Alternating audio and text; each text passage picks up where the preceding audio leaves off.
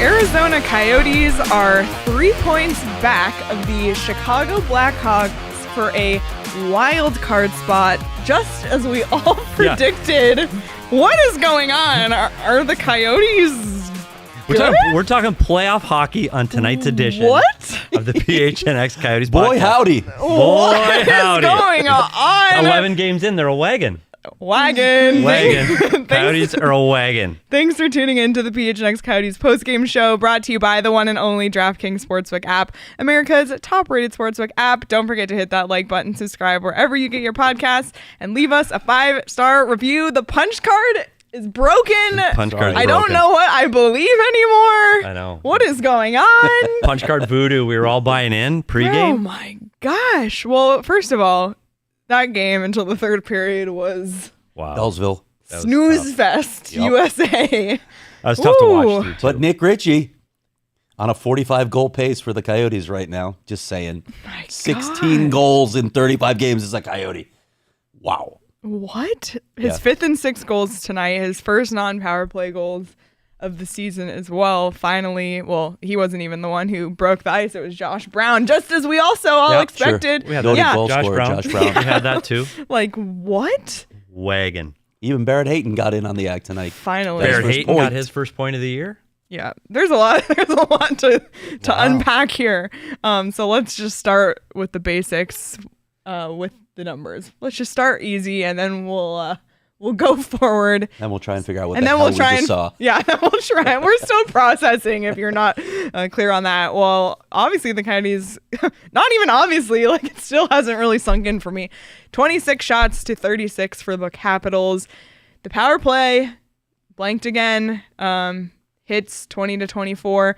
We'll get to the keys in a little bit because it has to do with giveaways. We'll check in on that. But I don't know.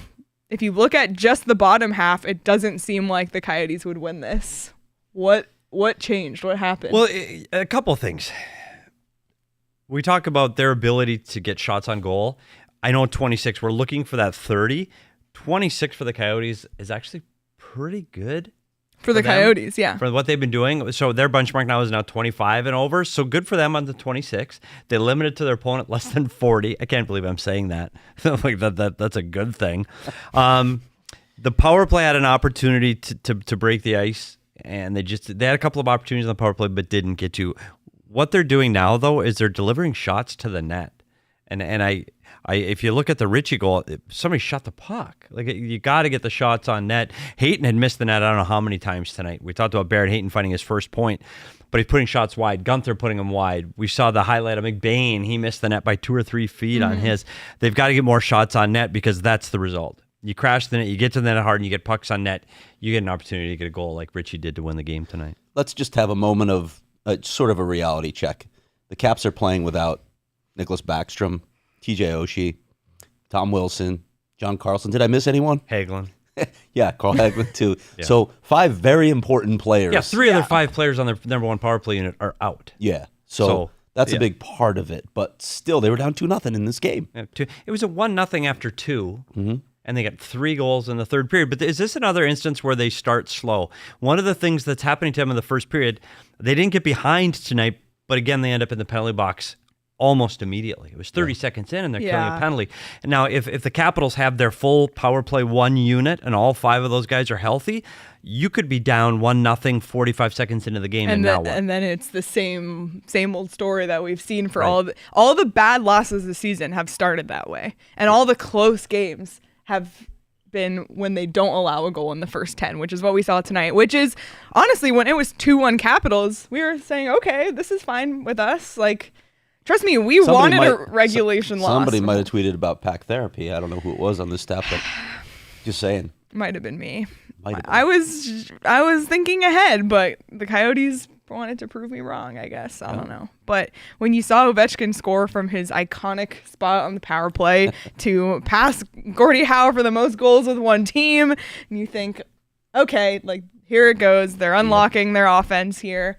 And that just wasn't really the case in that. And the other side of it too, Vejmelka tonight. I thought he looked more steady, more calm. I don't recall an instance where, oh shit, he's out of the net, he's sliding around. I don't remember that tonight. Unlike the other night when he passed it to the center of the and ice he passed and exactly. assisted on his that own one goal fumbled against. over his stick when he went out to play the puck in behind the net early, but he settled down. I thought he had a pretty solid game. He made the big saves that he needed to, and the goal he let in is from potentially the greatest goal scorer in the league. He will be, or potentially maybe. He will be, barring injury, yeah. So inside the bar and in from his iconic spot on the left circle. Right. Okay, that's the goal you give up. We'll take that. So the Coyotes went into this building. Craig, you did some research on that, how they've done. Yeah, they won 3 of their last 4. And I actually was there for the past 2 wins. It's so weird how they play do that? in certain buildings. Yep. I don't get it. Yeah. Like Toronto, Washington, and then TD By the way, Garden, they haven't been bad in can't- Buffalo either. So Uh-oh. just saying, John doesn't want to hear that. Eyeballing me right We now. have a lot of Buffalo talk About to go to later. the 2-person shot. I promise we have more Buffalo talk later. But here we are, 11 games into the season. This team has 4 wins through their first 11. How many last year through the first 11? 0. Not 1 through 11 last year. Playoffs? I mean, they're on the verge of being 500 at this point. They're chasing the Blackhawks for that wild card spot. Chasing buddy. the Blackhawks for the wild card spot. Yep, as we all discussed at the beginning of the season, it's going to come down to the Coyotes and the Blackhawks. Coyotes and the for that Blackhawks. final To be wild card fair, spot. it's the 11th of 82. That and it this is. is the first game of a 14-game road trip. So 14? Well, 14. 14 not all at once, but they will not play at home until December 9th. So We'll get to that. we will get to that, but man, let's get into this one a little bit more. Petey put out some keys today that were pretty direct. Yeah, I I would didn't feel say. like you focused on puck management enough in this I graphic. didn't. No, I don't think I so let- yeah. I'll But pass again, over you to you. go to the Play. last game where they got their ass kicked by the Dallas Stars. How many of those 7 goals did they have on their stick? 4? Maybe 5 that they had on their stick inside their own blue line? It was clearly the reason they got thumped. So tonight they needed to do a better job. And it's funny because early in the first period, turnover, Guenther on the wall, great scoring chance by Washington, didn't put it away. That could have, again, turned the tide of this game. So I thought the puck management after that point was good. The one goal they do give up is on a turnover, Gostisbehere, yeah. but it was only 1. Yep. But we've got to stop throwing pucks up the middle of the ice inside the blue line. Have to stop. Yeah, they ended up having only 7 giveaways tonight, which Hey, for them, like it was and- 18 last game. Yeah. They cut that in half. So that was a huge step improvement, forward. yeah. And honestly, it's how you stay in these games. Yep. And if they do that against Dallas, it's not 7-2. Even if it's 4-2 against Dallas, Dallas is playing extremely well right they now. won Yeah, but again 2 of those today. passes were basically on the tape. Right. From the Coyotes. So I thought their puck management was much, much better tonight, other than the one from Gostisbehere to Mayo in the slot. Yep. So Yep. better. We'll see. Buffalo's one of those opportunistic, young, quick teams that get pucks to the net hard. You can't do that to Tage Thompson, so we'll see. Yeah, well, we will see what happens with that one. It just comes back again to the thing in the certain buildings. It's just so interesting. And there was a comment from Nick: the Yotes are really bad when they're bad, and then this. And it's such a good point because it's like they really are really bad when they are bad, and then they'll have a game like this where I don't look at this game necessarily and say, "Oh, this was a complete," game for 60 minutes. Obviously No. they didn't. That's true, yeah. And it's not like they were severely outshot at any point. The shots were 16-10 in the first, so maybe a little bit lopsided there, but only 7 That's to from the 6. power play, though. Yeah. That early That power early play, they power get 5 play. shots on that, Right. so that's the difference. So it's not like they were severely outshot, but they couldn't find any offense until the third period, and they're finding it from Josh Brown and then a then goal our guy. that nobody even saw go in. So Right. and then that one was almost overturned too. But a good road game, right? This is what Yeah. coaches talk about when they say a good road game. Manage the puck well, limit the mistakes, and try and hang around. And that's what they did. Granted, down 2-0, but they hung around this game, and wow, the Coyotes came out with a win tonight. And the other thing they did in this game that they haven't done, especially in those games where they're giving up 6, is they came out of the first period even. Yeah. And they didn't get behind 1-2, 3-0. They weren't down after 10 minutes. They get through the first 20 minutes and you're even. And I know the shot's 16-10, but we talked about the power play. They get through that and they go, okay, we got through it. We got through the time zones. We got through the travel. We got through the night in the hotel and getting up early. We're okay. And I think that's huge emotionally, especially on the road in a tough environment. And you could say all those injuries, but it's still the Washington Capitals. This is a good hockey team. You get through that 20 minutes, it gives you that little sense of relief, but also gives you a boost that, hey, we got this tonight. We're there tonight. And 1-0 after 2. This team has shown that they can play spurts either in the second or the third period. They just have to get through the first. Yeah. And so doing that tonight, I think that was the big step for this team to get through that first period. And that allowed them to hang on. It's not even about scoring in the first. It's just about not allowing goals against. Treading water. Yeah, treading water. And Christopher made a good point in the chat. It's that, now they're getting even strength goals. Yes, they haven't scored on the power play on the one hand, but on the other hand, it's kind of proving to themselves that they can score 5-on-5, which is something, we've obviously the power play is as good as it is because it's been carrying the offense, this far along. So maybe that's giving them some confidence too that they're able to score 5-on-5, and especially for someone like Nick Ritchie who hasn't even scored 5-on-5 until tonight, that's something to look for too. Yeah, I mean you're not going to sustain yourself on special teams. You're not going to win consistently just having good special teams. You want them, of course, but you need to play with teams 5-on-5 if you're going to have success in the league. So maybe a step in the right direction. Again, with the caveat that the Capitals are missing a lot of key players.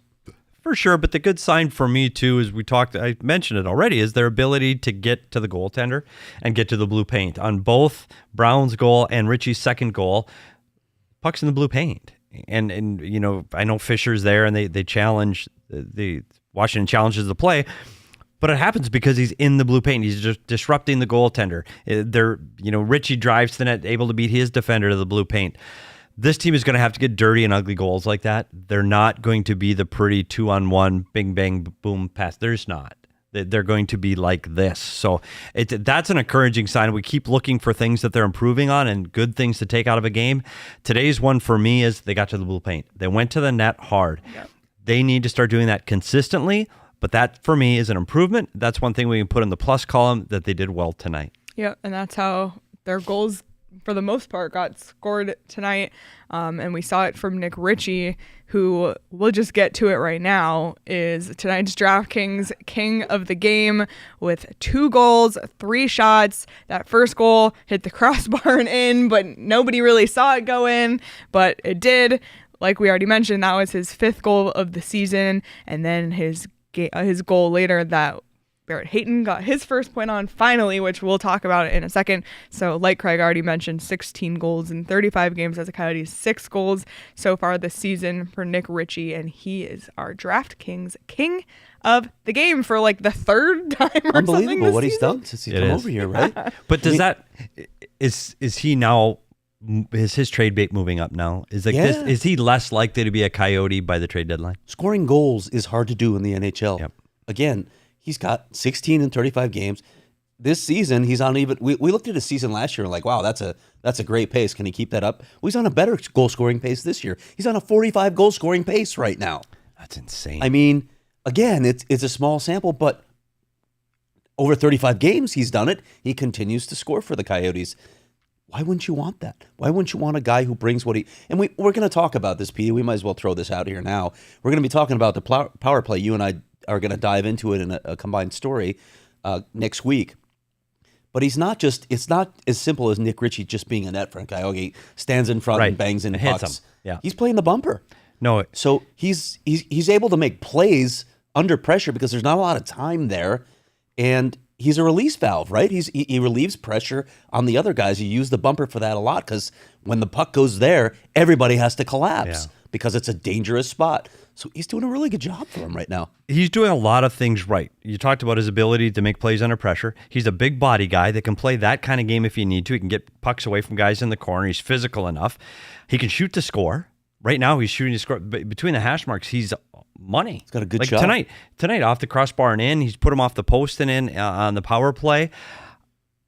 I don't know how long he's going to be here. Yeah. And I at some point, there are struggling teams that are going to go, hey, here's a big body guy that gets to the net, that's good on the power play, can retrieve pucks.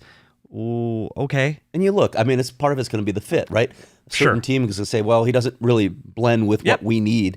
But if somebody needs his role, and then they can look at what he's doing, how he's succeeding with the Coyotes, and then you can maybe you can mimic that if you're putting him in similar roles. Yeah, and we talked about what he was like in Toronto playing with Marner, and Matthews wasn't a good fit. He's had a good fit here. He's happy here. He likes his role here. He likes being the guy, I think, and so I think that's helped him. But you saw on his second goal with Hayton getting the assist, and I saw Dan mention in that he's in the chat that he's grabbing a stick so tight.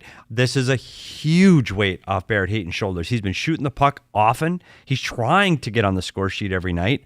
I thought the effort was there tonight, and for him finally to break through with an assist, I think that is a huge weight off of his shoulders, and I expect to see him now having being a little more relaxed on the ice, so he's not grabbing. I cannot. So tight. Like when Craig said, or whoever said that was his first point of the year, I was shocked, even though I've literally watched every game, but it's just hard to comprehend that he hasn't gotten especially a single the preseason point. he had, right? Yeah, the preseason he had, the expectations that were on him this year, and especially with, Nick Schmaltz out, there's some forwards who are out, so it kind of potentially would enhance your role, you would think. So that was a bit of a surprise for me. I hope that, like you said, this for him is the thing that kind of gets the monkey off his back, and he can, let out a little bit of breath and maybe just start to be. And we've seen him. I've noticed him more in the last couple of games getting some more shots off and stuff like that. So I think we're a game or two away from his first goal. Would be my prediction. We're going to see what this road trip brings to a lot of these guys, because they're going to be put in different situations because they already got injuries. They played with 7D again tonight. Yeah. So forwards are going to get more ice time, and you got to be playing to get more ice. So we'll see. We'll see how this goes through the road trip. Ritchie started off hot. Let's see what he continues during this road trip. Keller gets on the board tonight, so let's see what he can do. I think Keller, to me, we've talked about it during the game, has just looked a step off the last few games for me, a little step slower. I don't know if it's the injury or if the amount of games that they're playing, but he just looked a little step slower for me tonight. So for him to get on the scoreboard and the score sheet, I think is good for him as well. Yet he's still averaging a point per game. He's been quiet. It's quiet. He's been quiet because last year we saw him as as a goal scorer, and he's maybe not scoring the goals that he was last season, but he's always involved on the play. He seems to be on the score sheet every single night, at least. But I do agree. And it's something that we noticed tonight or maybe it was something I noticed for the first time. It's like when you notice something, then you can't stop noticing it. Is that when he drives the net, he always stops. Yep. Anytime off the rush, watch Keller carry the puck across the blue line. He's going to stop. He'll never drive the net to the blue. He'll never go to the blue paint. Is that something he's always done, or is that just that is because of his injury and now he's no, always.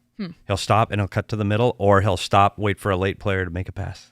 It's just what he is. That's who he is. It's like when you notice a yellow car, then you only see yellow cars. In fairness to him, though, that's how it is for me now after tonight. A lot of skilled players do that. They want to make that play. Like Mitch Marner. Mitch Marner does the same thing. He'll cross the blue line. He's going to put on the brakes because he wants to hit that late guy. He wants to make a nice pass and make that sauce pass across the ice. So he's not the only guy in the league that's making that pull-up entry. It's just he's really consistent with it. Now I've all of a sudden noticed it. But it works on the defenseman. That defenseman kept going backward towards the net. Keller puts on the brakes, opens up the lane, and that creates the third goal. Yep. So it definitely works. Absolutely. Well, if you put money on the Coyotes money line tonight, you would have won yourself some cash on the DraftKings Sportsbook app. You would have. I didn't. If you did. If you didn't, you didn't. If you did, yeah, seriously. And I know why a lot of people probably didn't, because the punch card did not dictate this win. But Voodoo. We'll get to that a little later. But if you want to make some money on DraftKings, new customers can make any $5 NBA moneyline bet and get $200 in bets. If your team wins, you can also boost your winnings up to 100% with DraftKings stepped up same game parlays. It's simple. Download the DraftKings Sportsbook. Use promo code PHNX. That's code PHNX on the DraftKings Sportsbook app. Minimum age and eligibility restrictions apply. See show notes for details. And now it's time for our DraftKings pick of the week from Sean. And I wonder what this could possibly be. He's going to pick. What city? Yeah, for my DraftKings Sportsbook pick of the week, I'm heading to darts this week. Actually, no. Just kidding. It is the... You can bet on that, though. You can bet on that, amongst many other things on the DraftKings Sportsbook. Darts, by the way, is in between cycling and esports for things you can bet on DraftKings. So, quite a variety. But yeah, no, my DraftKings Sportsbook pick of the week is the Buffalo Bills, -11 against the New York... Yes, the Buffalo Bills. Minus 11. Sure, Minus Against 11. who? The New York Jets. The New Jersey Jets, really, because they don't play in New York. There's only one team in the state of New York, and it is your Buffalo Bills. Your Buffalo Bills. And they're going to cover 11. They're going to cover the 11 because no one circles the wagons like the Buffalo Bills. My sportsbook DraftKings, or my There it DraftKings is. sportsbook pick of the week. Whoa. My DraftKings sportsbook pick of the week is Buffalo Bills minus 11. All right. Well, if you want to tell Sean, head on over to DraftKings. He's usually pretty good with his picks on the show.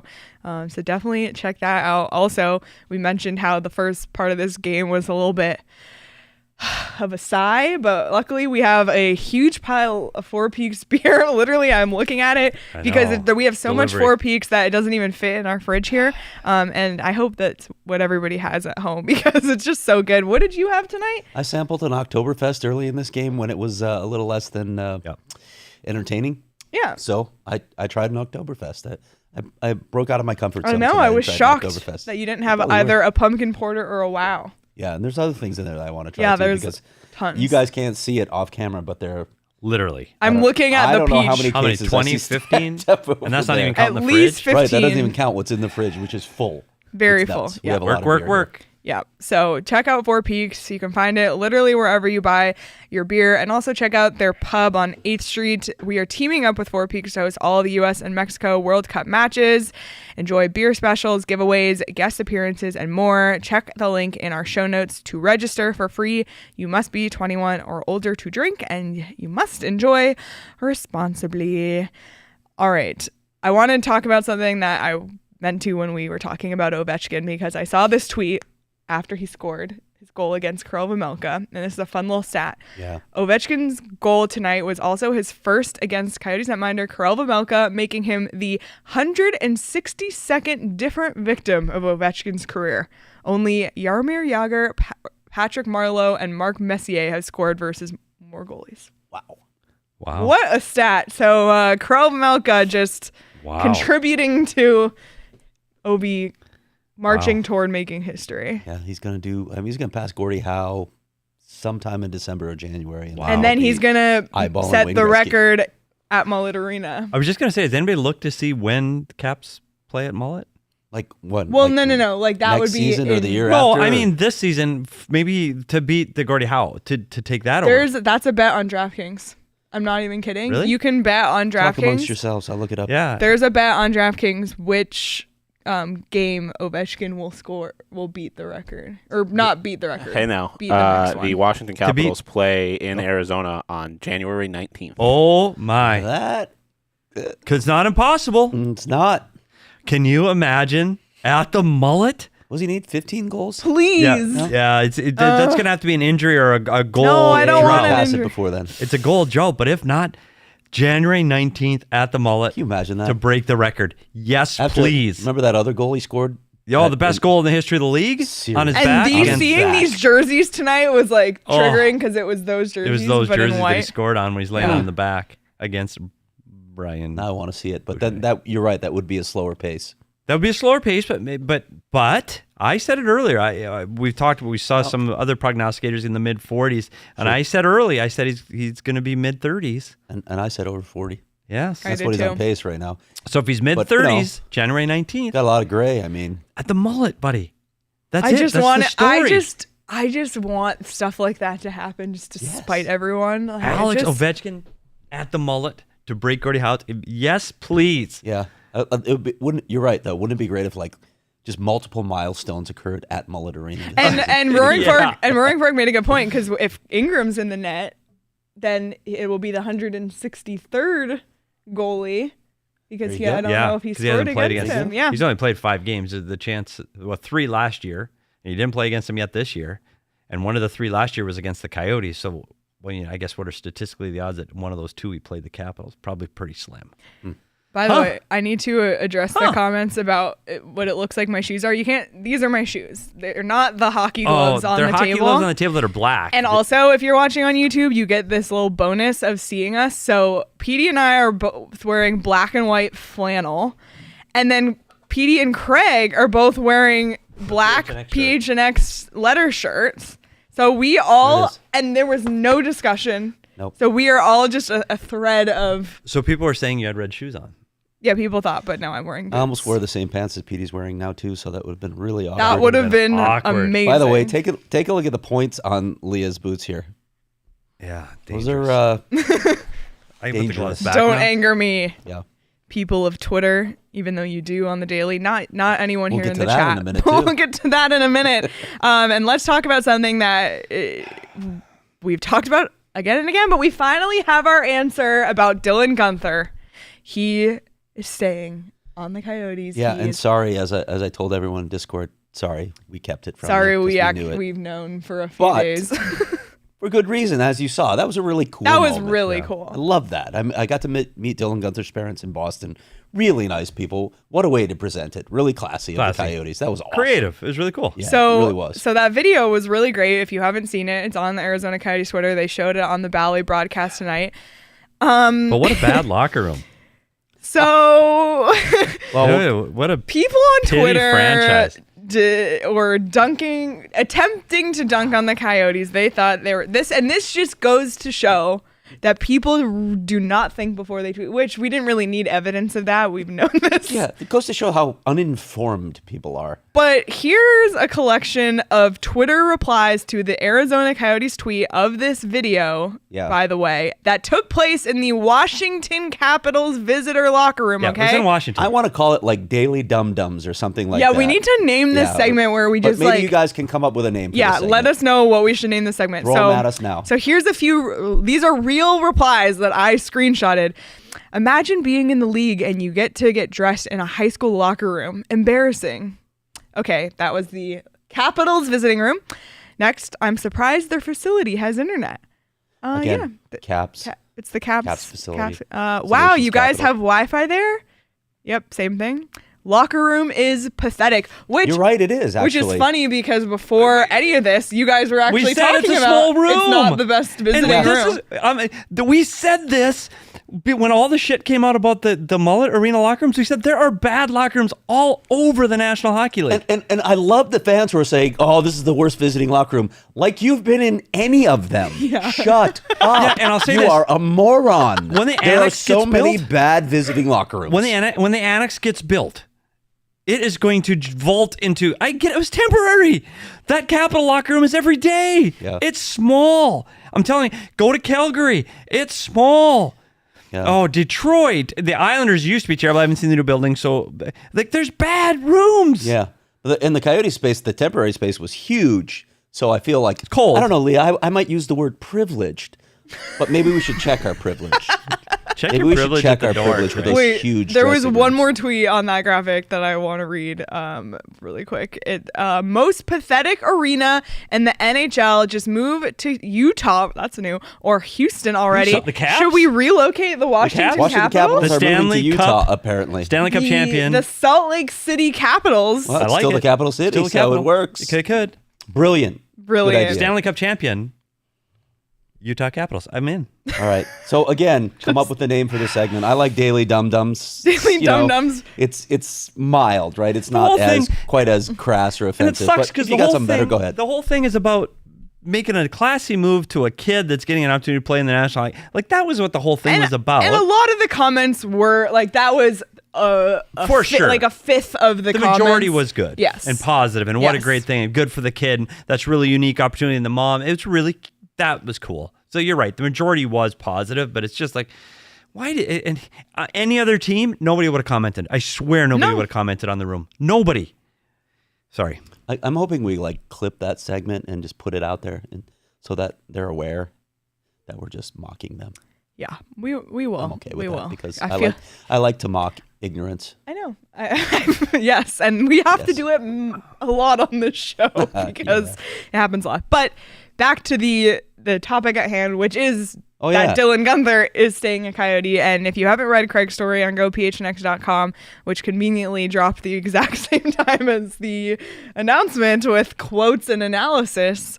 But Craig and Petey, let's talk a little bit more about this because we've been speculating for weeks. I think all three of us coming into the season I don't want to speak for everyone. I would have thought he was going back, like before I saw anything. He's staying. That's the decision. and a lot of people in our chat, in our Discord, on Twitter, were kind of on the fence either way. We could see it. We've seen he's proven himself. He's, been a productive player. What does this mean going forward for now? He burned that first year on the entry-level contract. So what are the contract implications? Are we going to see him here all 82 games? What's next for Dylan Guenther as a Coyote now? Yeah, there's a lot to consider here. And like you said, he, as of tonight, by playing this game, his entry-level contract kicks in. That first year is now burned, and there's nothing you can do about it. There's no putting that genie back in the bottle. So that's the reality. There are other ways that you can manage this. Like, team control is a big thing for general managers in the NHL right now as far as contracts. It's really difficult to manage the cap, harder than ever with salaries the way they are. And we've had a flat cap for a bit too, which makes it even more challenging. But there are ways that you can keep him under team control for longer. If he's on the active roster for less than 40 games this season, he does not accrue an official season toward free agency, toward unrestricted free agency.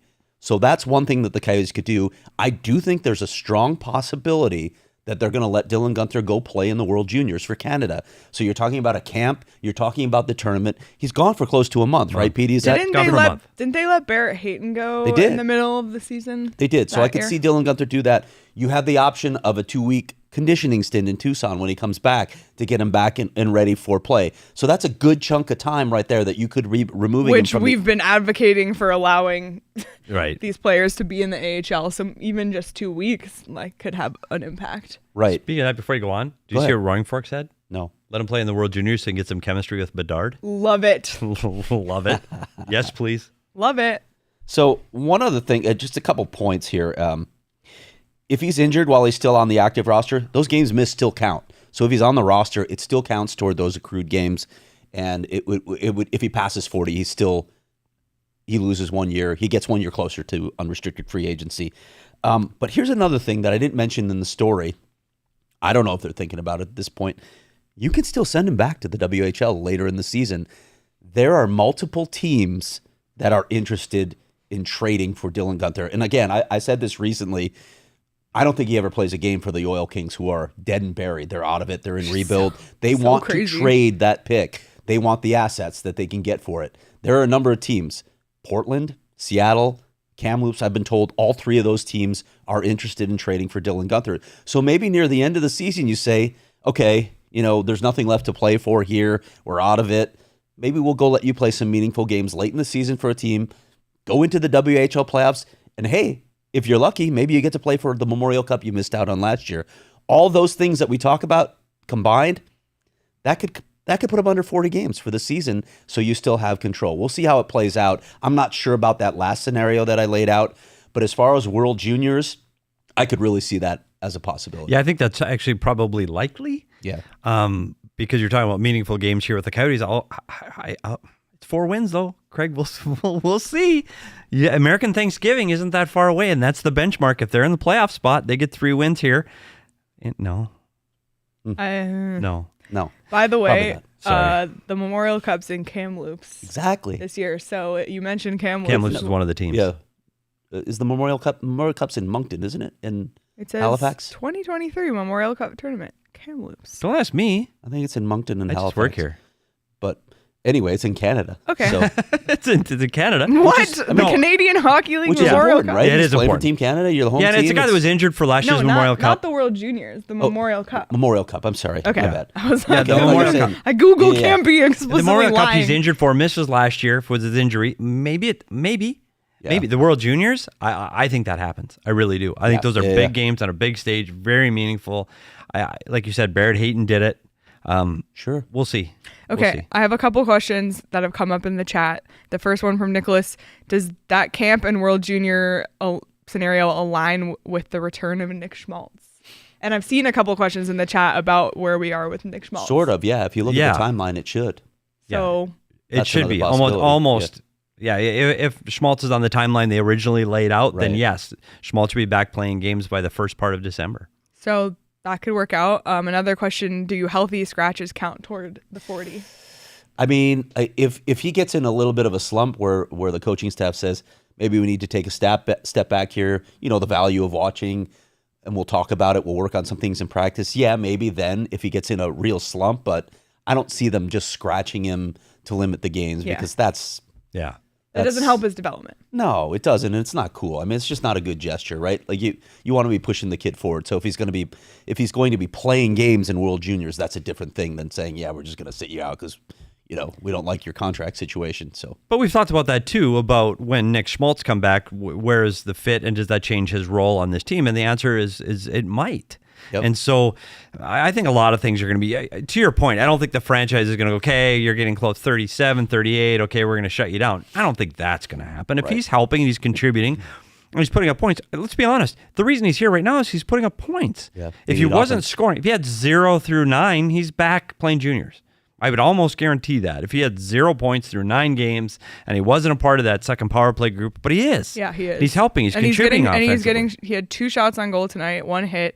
He's getting shots. Yeah, he's contributing. He's contributing. But another comment that I saw earlier, I don't remember who it was from, said he's not really getting a ton of minutes. He was 10:51 tonight. He's not playing those top line minutes like, the Kellers and the Haytons, and even Christian Fisher's playing more. So they're managing his minutes though. You're not putting him out in situations. Is that because they're trying to ease him into it? Like, what is the strategy? He's getting offensive zone starts. He's not getting D zone starts. You don't want to put him in the defensive zone and make him be a defensive zone liability. So in the off, so that limits how many faceoffs you have in the defensive zone. So he's not on any of those offensive zone faceoffs. Yeah, let's get him out on the offensive zone faceoffs. He's playing on the second power play, which is helping with his ice time. But you're right, he is not getting a lot of minutes right now, and 10, 11 is not a lot of minutes. But they're still easing him in. He's still finding his way. He's a kid, so I think that's the way. You got to give it to Andre for doing that and how he's getting his minutes in the game. He's getting where he is at his best. Second power play and offensive zone starts. And I think that's the way you're going to see him play for the next little bit for sure. Yeah. 54%, by the way. Close to 54% of his zone starts are in the offensive zone. So, that's how they're using him. Well, that's another way to protect him. He's in. Schmaltz is still out. They played with 7D and 11 forwards, but they did recall a forward from Tucson finally, like we thought they might. Laurent Dauphin. I want to play it again. Laurent Dauphin. Laurent Dauphin. It doesn't sound so great. But so now will he get in? He's going to play on this trip. Did they take a D out? And I think he plays. I think they will. Game. Yeah, I think you don't want to. I'd be surprised if he doesn't play in Buffalo. Yeah. He's there. He made it into town tonight. He's in with the team in Washington, so I anticipate he'll play in the game in Buffalo on Tuesday. You ready for this? I don't know how it's going to sound. It's going to sound terrible, isn't it? Dauphin Laurent. Dauphin Laurent. That was pretty good. I like that one. Wait, didn't you play one the other day that was Laurent Dauphin? Yeah, it was horrible. It was like a southerner pronouncing the name. It was terrible. But he brings a different element. He can take draws. He can play in the top 6. He can play in the bottom 6. He can do a lot of things. I'm a huge fan. There. He's a point per game guy. He won Player of the Week a couple weeks ago, or last week maybe. So, and we talked about this when he first came over. When you had the whiteboard out, we were looking at him as possibly. Yeah, we thought he was the extra forward. The extra guy because he's in that situation where he doesn't need to develop, so he can sit out some games and still contribute. He's a veteran. So yeah, and we didn't picture Guenther being. That's when we had Guenther heading back to junior. We were wrong about quite a bit. Yeah, well, that's what we do. That's what we do here. I don't remember that. But I like that call up. I think he's a guy that can play all over the lineup. I think that's good. He's a veteran guy. Been in the American League, played games in the National League. I think that's a good call up, and he plays hard. And he's got a good hockey IQ. I think that's a good call up, and I think it's time. Yeah, not surprised if they make a change at the back end to play just 6. And in 8 games so far with Tucson, Dauphin has 5 goals and 3 assists, 8 points in 8 games. So another thing we haven't talked about tonight is, and I saw it in the chat, that's why I brought it up, is the physicality of this team and their ability to protect. When Mosier goes in and taps Kemper in the stomach with his stick, and Jensen pushes on Mosier a little bit, you see Lawson Krause come in and grab him by the throat and say, no, not today. We're not playing like that. And I think even with Cassian out of the lineup, you still have a team that feels like they're kind of tough. There's a lot of size on this team. Yeah. And Lawson Krause looks even more intimidating with the beard. The beard. Yeah. I'm going to agree with that. Yeah, good. We still got O'Brien out there. Bugsted's a big body guy. I mean, this is a big team. Ritchie's a big guy. Backhand, they got some guys like Josh Brown's a big guy. Yeah, Josh Brown's a big guy. Yeah. So you got some physicality on this team, and I think that's something that's been missing in the Valley for a very, very, very long time, is that ability to go, hey, no, not pushing us around tonight. And I think it's another sign of what Bill Armstrong wants to build here. Guys that can play, but they can also be tough and physical. Yeah, exactly. Well, this was the three of us. This is crazy that we're 11 games in, but this is the first time all season that all three of us. Is it? No, I'm wrong. In this studio? That all three of us sat and watched a game together? I think we've watched a game. Boy, I can't even. I don't even know. Either way. Boy, howdy, I can't even remember. Boy, howdy. Boy, howdy. If that's not on a shirt sometime soon, I'm really going to The boy howdy shirt. Yeah, in all city. I'm sure D-Line's listening right I now. just feel like it should be Petey like this.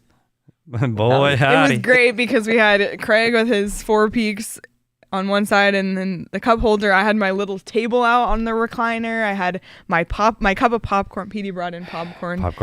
We were really living over there in the recliners, and I'm so happy. We've been at home all week to be sitting in this comfortable chair. My kitchen chairs are not comfortable at all. It's because they're not from Moore, so that's why I need to go to Moore and spruce up my kitchen because it's not great. By the way, DP, how did the furnishing of your place go? I mean, it went pretty well because of more furniture, to be quite honest with you. Yeah. It's comfortable. More pretty cozy. It really is. Those recliners in our studio are absolute fire. I could sleep in there. I could spend the night, just go to sleep. I've taken a nap. All right, I've taken a nap in that. Have you? No PD and You're not the only one have. that's napped in the more furniture. I certainly have. You fall asleep often. If you want, it's almost 8. If you want to spruce up your home, check out More Furniture's fall sale at More. That's morfurniture.com, and you'll receive a $100 gift card for every $1,000 you spend. And the Coyotes will not be back in Arizona till December 9th. It's quite a ways away, but you can buy tickets for those games, and there's going to be plenty of home games. Sun Devils will be there soon. Yep, ASU will be back. We got Suns going on right now. Cardinals game tomorrow. Check out Game Time. That's the cheapest place to find tickets. I promise you, every day I check the Coyotes tickets there. When they come back again, I'll check them. Last week there were $34 tickets on there to go to see the Coyotes. So check out Game Time. You can save up to 60% when you buy your tickets last minute. Great for all the procrastinators, and it's. ASU will be back. Technology today. Hey, Craig. Oops, hit the wrong button there. Wow. Dang. Boy, howdy. Boy, howdy. That the best way to support us is by buying your tickets through the link in our description. So if you're going to buy tickets to any event, use our link and let us know when you have success buying tickets on the Game Time app. Well, not ASU hockey, but I want to talk about college hockey for a second. College hockey. I want to talk about college hockey. I want to talk about my alma mater for a second, who we never talk about really when it comes. I wonder why we don't talk about U of A's Division I program. It's not. It's. All right, go ahead. This was a Leah side, by the way. This is actually really cool. This is cool. So, if you know the story of ASU hockey, you know that they started as a Division I club program in the ACHA, which they still have. They still have it. By the way, ASU and Arizona are playing each other this weekend in that. In the ACHA. Nice. U of A won last night 2-1, just saying. Sorry, I am friends with the captain of ASU. Hi, Clayton. Sorry. But Arizona hockey is raising money right now. They need everyone's support. If you're able to donate, this helps grow hockey in Arizona. We've been down to Tucson a bunch and the Roadrunners coming in the last few years has been a huge part of this, but Arizona hockey in Tucson was the only hockey you could see for a really long time. The Wildcats there, the games do so well. It's always an amazing atmosphere, especially when ASU comes to town. There's so many kids who, grew up watching U of A hockey, and they need our help and support, and this is to help grow the game. We see that they're getting that brand new facility, which is amazing, but this fundraiser right now, this is what they're investing in. They want to add women's club hockey, which is unreal. I just think we need more women's hockey. If you're going to grow hockey, you need to add the women's game. They want to add an ACHA Division II team, which ASU I think also has, or do they have Division III? Yeah, so more hockey, more opportunity for kids to play, and more opportunity to bring people to Arizona to play hockey, which is something we want. They want to add more coaching staff. They want to travel to the Midwest and the East Coast. Just the more exposure Arizona hockey can get, the better. This is going to help basic needs for players, including sticks and skates, add technology and and it's going to help create a better fan experience at the games too. So all of those things are what they're investing in. I will put the link right now in the YouTube chat. If you're able to donate, even, just a couple of dollars here and there, share it. This is helping even if you're a Sun Devil, it's helping Arizona hockey in general. It's the second largest market in the state. We need more hockey in Tucson. Yep. We've talked about the fact that they don't have any permanent ice sheets there until they build this facility, on which they haven't broken ground yet, by the way. If U of A can elevate its program, that's only good for hockey in general in Arizona. Support a good cause. Just throw a few bucks their way. I'm going to throw one more thing out there, because I guess I look at my son and what his hockey experience was. Not everybody can play Division I hockey at ASU. Not everybody is going to play on an NCAA Division I hockey team. They're not. There's a lot of kids that want to play hockey. And I think they should have an opportunity to play as long as they still want to play. And one thing that U of A does, it allows kids that don't get that opportunity to play in front of, the big crowds that you're going to get at Mullet. They still want to play hockey, and they want to play competitive hockey and really good hockey. And I tell you what, that U of A program has that. Those kids are from all over. They're from all over the country. They're all over North America, Canadian kids, junior kids, and there are Arizona kids playing there. So, yeah, I'm a huge fan of what they're doing, because I think kids should just have an opportunity to play a sport. If they want to play hockey, they should be able to play hockey. So if you can, even if it's just a couple bucks, help out U of A hockey. Yep, absolutely. So I've been to the games. Yep, and I worked for U of A hockey, and so did Jackson, and I actually knew Jackson before I knew Petey. Fun fact. True story. So thank you for your support with that. We already mentioned the Coyotes' gigantic road trip. I guess a good start for them. This is probably going to give them a pep in their step looking ahead at this giant road trip. So let's pull up the map for a second, because this map stresses me out a lot, but in the best way. Good Lord. So, Craig, can you give us a little bit more insight into how this trip is broken up? They're not gone until December 7th from Arizona. They're not playing in Arizona until December 9th, but they're not gone this whole time. No. That's an important piece of information. People were confused about how it went from New York to Vegas to Nashville. Like, that was a bit confusing, I think, for a lot of people. And then Minnesota to LA, then to Vancouver. So how is this road trip broken up? So here's how it lays out. They'll come home after playing the Rangers at MSG on November 13th. That's a Sunday. That's coming up. I'm going to be there actually for that game. I'm going for the final 3 games of this segment of the road trip. So they'll come home after that. They'll go to Vegas for that game on the 17th, and they'll come home again after Vegas. So that's their second trip home. They'll come home again after a 4-game segment against the Predators, Hurricanes, Red Wings, and Wild, another trip back east. That ends on November 27th. And then they'll go out for that last 4-game segment, which is LA, Vancouver, Calgary, and Edmonton. So they do get some stops back home. They don't play any games. And it's not like they're long stops, but they get a couple days home with family, do the dry cleaning, do all the errands that they need to do, and at least settle into their houses for a little bit. And then you don't have to think about the logistics of packing for a month. Oh my God, can you imagine? Like, that kind of road trip would be insane. Yeah. I remember a trip that was like 17 days long ago. Like, this is way back when you and I were 2 pairs of underwear? Younger men. 3? No, just kidding. Buddy. Gotta pack Try light. packing for 17 days in multiple climates. Like, we were in freezing cold northern climates, really warm southern climates. It was insane trying to pack for that. I didn't do it well. I will say pro hockey players are pretty good packers. Like, you can see guys, I remember guys, and this is not a joke, that went early, and they were talking late 90s, early 2000s, you would see a guy get on a road trip with a toothbrush in his pocket, and then that's it. That Got my toothbrush. simply could never be me. Do you guys do laundry in the hotels? Do you have, never, really? I won't say never. You don't have the services. It depends on how long you're on the road, because what guys can do, is when they go to the rink every morning and practice, you get a laundry bag.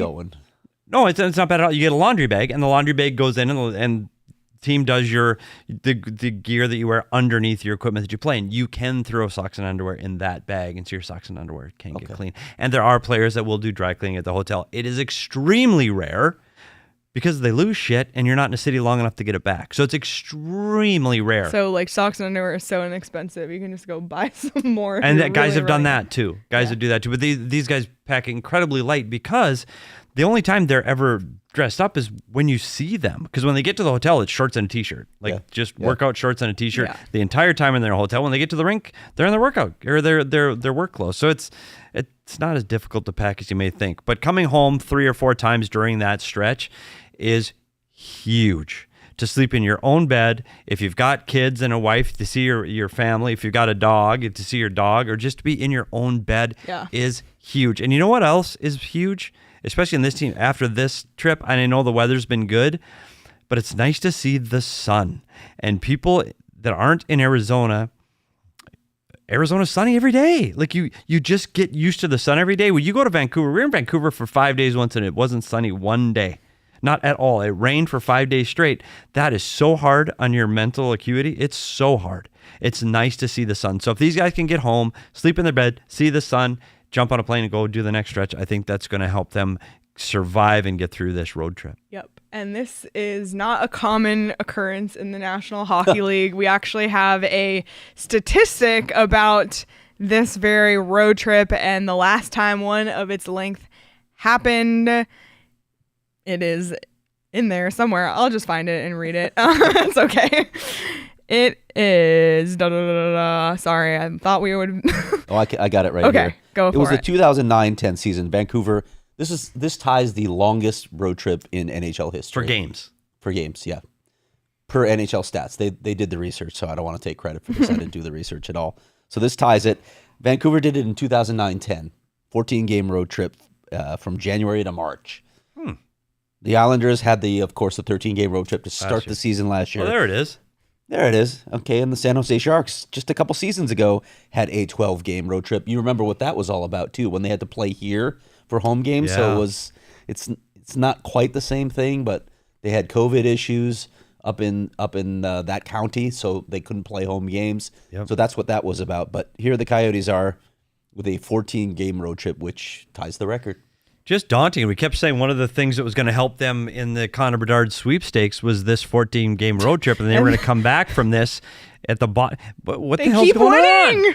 Stop it! So, what? They've got 4 wins through 11 games. It took 19 games to get 4 wins last year. 19. Twice as many. What in the hell's going on? Maybe. St. Louis is in last. Maybe. Hear me out. Last season, they were really, really bad, and then they won a lot at the end, and then the draft lottery didn't go well, as we all know. Maybe they're getting in the hockey gods' good graces by saying, you know what? We're going to win a few games. And then the hockey gods will say, it's finally your time to win the lottery. You have put yourself in our good graces. I don't know. Whatever it takes, whatever you need to say to yourself to be okay to get through the year. Yeah, that's it. Because I feel like the hockey gods hate the Coyotes, but yeah.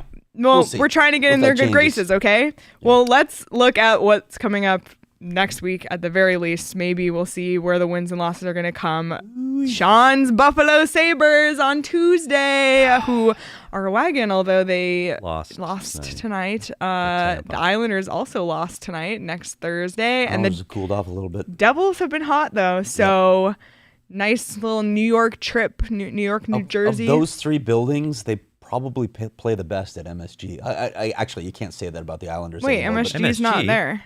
They're not there yet. Buddy. Oh, yeah. What? Who's playing at MSG? No one yet. What are you talking about? Well, I'm just looking at the calendar. We're looking at this calendar. You're way ahead of us. You're to the next game. You're the game off the sheet. Yeah, that's okay. You're the next. You're on the 4th game on the road trip. The week Jersey. That we can't see at this very The game moment. that you can't see is after Jersey. Yeah. But you know what, though? Part of this segment of the road trip. But they've been good in Jersey and they've been good in Buffalo. Like I don't know. Are they getting wins here? Craig, are they getting wins in Buffalo, New York, I don't know New what Jersey? to say anymore. Like who shows up, what team shows up, what goalie shows up? I don't know. I like this Buffalo Sabres team right now. I like their youth. I like their ability to put up offense. But with Craig Anderson and Eric Comrie, I know they're statistically they're one of the top tandems in the league right now. I don't know if that'll hold. We'll see. Yeah. I wish I had some. I thought they'd go on 4. I mean, when we looked at the season and looked at the reasons why they would be at the bottom of the standings, this was Exhibit A. Yes. This 14-game road trip. Right. Well, now they're 1-0 on it. So better start losing. Yeah. Better start losing. Stay tuned. Because the stakes are too high this year. Yeah. And I'm not saying they got to get Connor Bedard. There's no... Listen, we know what the odds are anyway. You got to pick top 3 this year. You You have got to. to pick top 3. Yep. You have to. For the rebuild to be successful and for doing what you've put the fan base through these last few years, you need to come up with a top 3 pick. Yep. Sorry. You do. Otherwise, what do we do last year for? I know. I know. So I hate to say it, that's my... Completely agree. Yep. So we'll see. It's still early. We'll check in on the standings. I know we'll start doing standings looks during our post games too and our shows throughout the week. But I think the thing that was most disappointing tonight is that the punch card Voodoo is broken. I don't know what is happening. So let's take a look. Maybe I don't want to say I don't want to start a new pattern because I don't want the wins on there. I don't know. Seems to upset both of you a lot. Well, Feels like you've it was lost helping faith. with my DraftKings pick of the day following the punch card Voodoo. Just saying. Yeah. And now that's Yeah. broken, so now I don't know what I to don't do know. against the We'll Sabres. see. Maybe a new pattern will present itself to us. Yeah. Hopefully. Hammer the Buffalo Sabres. That's Sean's second pick of the week. Is the Leah Buffalo and Sabres. Petey search for meaning in the endless void. It's That's true. literally that's the tagline of our post game show. It's true. It's true. Literally, that's the tagline. Somebody brought up a good point. Do you see the chat on the screen? I see the chat. The rebuild reminder. Yeah. So the button's lost. Is that officially lost? Like it's official. So is it? Erin is it our did fault? send a recording of her voice, so Is this our fault? That they're we winning need so to many games? record on the button. Did it get lost? Is the button lost? in I the think move? the button just died during the move. I think we have the button still. It just didn't work. But Erin sent a recording to Sean, Yeah. so we could reprogram the button. I could reprogram the button. I Or- could also get the audio just in Ecamm. Here. Yeah, that's true. We should probably Okay. do that soon. Yeah, we need that. Yeah. We need that. So thank you, blatantly Yes. asked time for the rebuild reminder. Because those that haven't been a part of the program from last year didn't get the joy of the rebuild reminder button. Nope. So we need to find the button, put in new batteries in the button. Button. And put the batteries in the button and see if the button works. And if the button works, then we don't need to do all this other crap. Do we have batteries? Do we? I don't We'll know. find Say some. button again. Though. Button. Button. It's with T. It's button. Well, while you're pressing buttons, hit the subscribe button on this video, PHNX Sports said. on YouTube. Button got lost. Move the show to Utah. There is a button, Luke. Move the show Yeah, to Utah. move PHNX Utah. Oh my goodness. Hit the subscribe button. Hit the follow button on PHNX Sports. Hit it on PHNX_Coyotes on Twitter. Become a member at gophnx.com. You can read Craig's Dylan Guenther article the second you find out Dylan Guenther is staying on the team. you go. That's the real voodoo magic. I wrote it in 5 seconds. Yeah, it's a world record. And we also have a great event tomorrow. If you're looking for an activity before the Cardinals Seahawks games, join us at the Lola this Sunday. That's tomorrow for the best free tailgate in the Valley as the Cardinals take on the Seahawks. Enjoy games, giveaways, drink specials, and more. Check the link in our description to register for free. I'm going to say it again. It's free. Where's that again? It's at the Lola Okay. in Westgate. Right. Sorry. I keep hearing Copacabana when you sing that. You don't even know that song. I is, do. you? Okay. I do. I'm Her not. name was Lola. Go Okay. ahead. Okay. Perfect. That was one of my favorite songs growing up. For some reason, I don't know why. Barry It was just- Manilow. Yeah. My mom was a big Barry Manilow. So was person. mine. Huge. All right. Well, Wow, we got off on that. yeah. I did not expect to talk about Barry Manilow No, tonight. Sorry. just like the things that you can have come up. Fascinating. Well, this was a speaking of fascinating, this was a fascinating game. I think I processed it as we went through this post game show. Final thoughts before we close out here. So the Arizona Coyotes beat the Washington Capitals 3-2. 3 goals in the third period. So an offensive outburst 3 unanswered goals for this team, right? It was a capital offense. The concern is the Buffalo Sabres are the number 2 scoring team in the National Hockey League right now. Sean's nodding. Whoops. So we'll see. They're going to need to get offense. This is a team that struggles for offense. They're going to need to put up 3+ if they want to get wins. And Buffalo, they may need more. Yeah. For me, read my story on TJ Semptimphelter, the Sun Devils goaltender, who is having a terrific season right now. First year as a starter in college hockey. He's been unbelievable. He's been their rock. He's been a difference maker in almost every game this season. I took a deep dive on him, just looked at his entire path here, which included being coached by Brian Boucher, former Coyotes goalie. It was a fun story to write. And then, of course, as I mentioned, Petey and I are collaborating on a piece, which we used to do, at another outlet. Yes, we did. We're going to look at the Coyotes power play. We're going to take a deep dive into the Coyotes With power pictures. play. And that's Drawings with and pictures. Courtesy of Petey. Yeah, Petey pictures. exactly. Petey Pictures. Can't wait.